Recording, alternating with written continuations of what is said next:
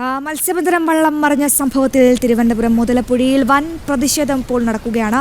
നാട്ടുകാർ റോഡ് ഉപരോധിക്കുകയാണ്. കാണാതായ മത്സ്യത്തൊഴിലാളികൾക്ക് വേണ്ടിയുള്ള തിരച്ചിൽ നടക്കുന്നില്ല എന്നാണ് നാട്ടുകാരുടെ പരാതി. വിവരങ്ങളുമായി ഞങ്ങളുടെ പ്രതിനിധി സംഭവസ്ഥലത്ത് നിന്നും പ്രശാന്ത് ശങ്കരമംഗലത്ത് ചേരുകയാണ്. പ്രശാന്തേ, ഈ മത്സ്യബന്ധന വള്ളം മറിഞ്ഞ സംഭവമാണ് തിരുവനന്തപുരം മുതലപ്പുഴയിൽ ആദ്യത്തെ സംഭവമല്ല, അവസാനത്തെ സംഭവമായിരിക്കില്ല, അത് ഉറപ്പാണ്. ഇപ്പോൾ കാണാതായ മത്സ്യത്തൊഴിലാളികൾക്ക് വേണ്ടി ചെറുവിരൽ പോലും അധികൃതർ അനക്കുന്നില്ല എന്നാണോ അവിടെ നിന്നും ഉയരുന്ന ആരോപണം? എങ്ങനെയാണ് പ്രതിഷേധം പുരോഗമിക്കുന്നത്? ഈ മത്സ്യത്തൊഴിലാളികളുടെ ജീവന് എന്ത് വിലയാണ് ഇവിടുത്തെ സംസ്ഥാന സർക്കാർ നൽകുന്നത്? പ്രശാന്ത്,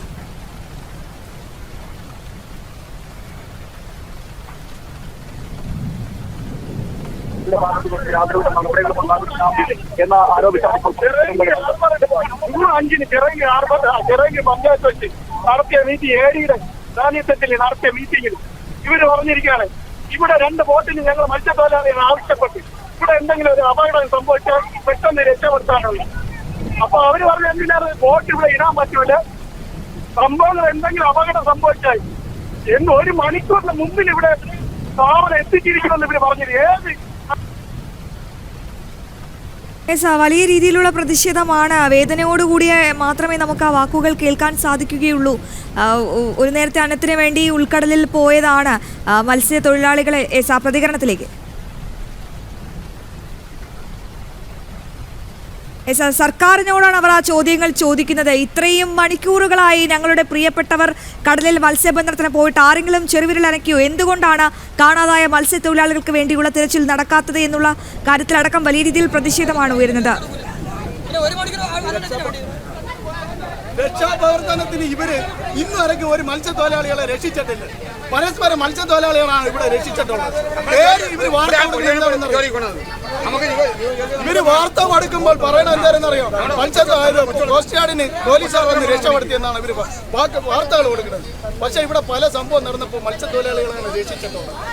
അല്ലാതെ ഇവിടെ ജീവനക്കാരൊന്നും ഇവിടെ ഒന്നും ചെയ്തിട്ടില്ല. ആശ്വതി കോസ്റ്റ് ഗാർഡിന്റെ ഭാഗത്തു നിന്നും യാതൊരുവിധ നടപടികളും ഉണ്ടായില്ല. കഴിഞ്ഞ ദിവസം, അതായത് ഇന്നലെ രാത്രി 9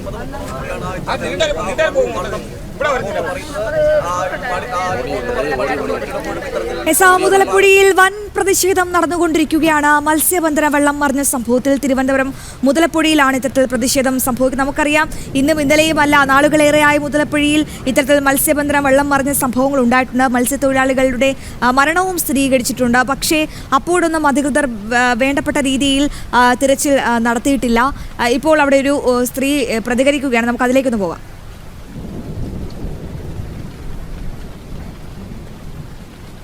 വളരെ വേദനാജനകമായാണ് അവർ പ്രതികരിക്കുന്നത്. അവർ സർക്കാരിനോടാണ് ചോദ്യങ്ങൾ ചോദിക്കുന്നത്. തിരച്ചിൽ എന്തുകൊണ്ടാണ് നടക്കാത്തത്, എന്തിനാണ് ഇങ്ങനെ അവഗണിക്കുന്നത് എന്ന ചോദ്യമാണ് ഞങ്ങളുടെ ജഡം ഇങ്ങനെ തരാൻ പറയുന്നത്. ഞങ്ങൾക്കറിയാം അവിടെ കിടക്കുന്ന ജഡമാണെന്ന്. എന്താണ് ഗവൺമെന്റ് എന്ന് നമുക്ക് അറിഞ്ഞൂടാ സാർ. ഇത് എന്തോന്ന് ഗവൺമെന്റാണ്? ഒരു ജനങ്ങൾ ഇന്നലെ അവൻ കടലിൽ കിടന്നപ്പോഴേക്കും പിന്നെ അടുത്തുള്ള വെള്ളക്കാർ വന്ന് ഇവിടെ പോലീസ് സ്റ്റേഷനിൽ പറഞ്ഞപ്പോൾ അവർ കൊണ്ട് ചായ കുടിക്കാൻ പോയിരുന്നു. പോലീസുകാരന്മാർ തിന്നാൻ പോയിരുന്നു. തിന്നാൻ പോയൊരു 2 കോട്ടെടുത്ത് കൊടുത്തിട്ട് ഒരെണ്ണം കൊണ്ട് ഇട്ടു കൊടുന്നു പിടിക്കാൻ വേണ്ടി.